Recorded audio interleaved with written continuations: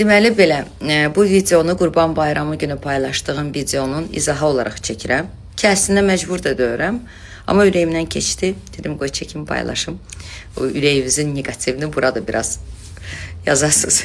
Şərait yaradıram da sizin üçün.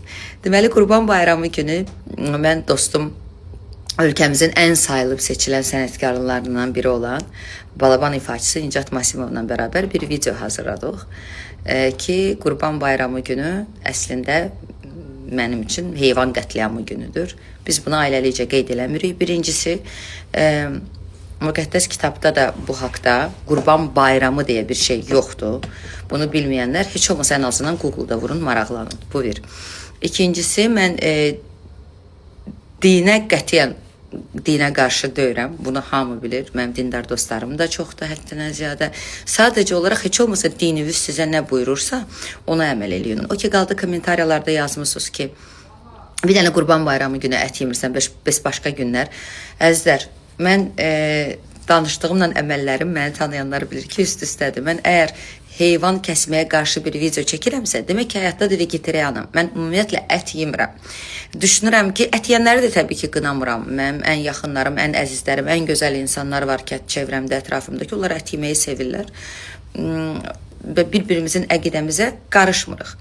Bu sadəcə buna bizim çəkdiyimiz, paylaşdığımız video biraz sənət tərəfdən yanaşsaydınız, orada gözəllik tapardınız. Kim necə baxır, neyi görmək istəyirsə, onu da görür.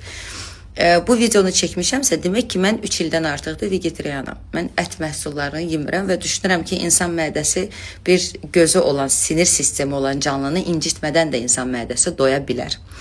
İkincisi, o ki, qaldı deyirsiniz ki, bəs bitkilər, bəs ot, bəs tərəvəzlər, meyvə, onlar da canlıdır. Onların sinir sistemi yoxdur. Onlar ağrı, acı hiss eləmir. Onlar, mən uşaq idim, hətta bizdə qohumlar qoyun quzunu aparıb kəsəndə digərinin necə ağlamağını gözümlə görmüşdüm. Arxasıca baxıb ağlayırdı. Yenə də nəhayətində hərənin bir əqidəsi var, hərənin bir seçimi var. Bilirsiniz, kommentariyalara daraşıb elə yazırsınız ki, elə bir ki, bütün İslamın qayda qanunu ilə yuxudan duran kimi nə qayda qanun var, hamısına bir-bir əməl eləyirsiniz, hamısına bir-bir yaşayırsınız.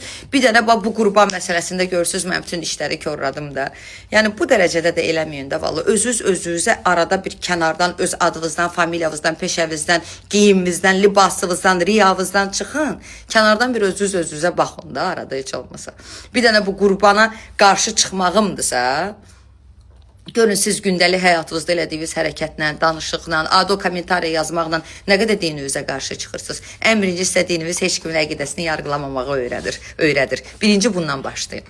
Hər kəsə uğurlar, vegetarianlara asobenli salamlar.